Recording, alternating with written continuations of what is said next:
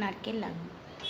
আমি গ্যাসটা জ্বালিয়ে দিয়েছি, একটু হালকা করেছিলাম, দিয়ে তারপরে একটু গরম নারকেল আর চিনিটা আমি কড়াইয়ের মধ্যে ঢেলে দেব। সবাই অনেক রকমের করে, কিন্তু আমাকে এটাই বেশি ভালো লাগে করতে। একটু মিডিয়াম ফ্লেমে আঁচটা একটু করে কমিয়ে দিলে জিনিসটা করলে বেশ ভালো, নাহলে পুড়ে যায়।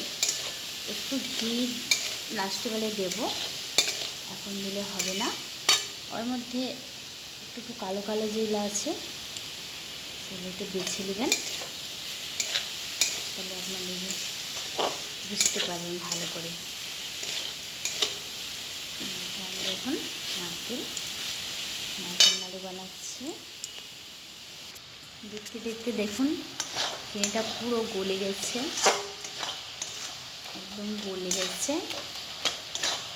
আস্তে আস্তে নাড়তে নাড়তে পাক দিতে শুরু করে দেব। এই পর্যায়ে আমি এই যে দুধের এই ক্ষীর করানো এই ক্ষীরটা আমি দিয়ে দিচ্ছি। ক্ষীরটা দিয়ে ভালো করে নাড়তে হবে।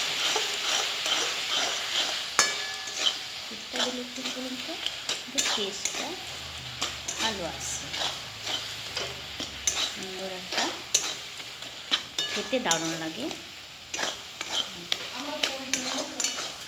না ওই দেখুন আমার নারকেলের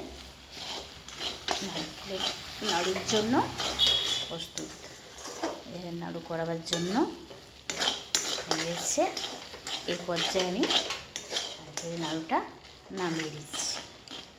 খুব সুন্দরভাবে, দেখতেই পাচ্ছেন কত সুন্দরভাবে হয়ে গেছে। এই দেখুন, নামানোর পর এলাচ গুঁড়ো দিয়ে দিলাম। দেখুন বন্ধুরা, আমার সব কটা নাড়ু বানানো হয়ে গেছে। তাহলে কেমন লাগছে সেটা বলবেন। টাটা।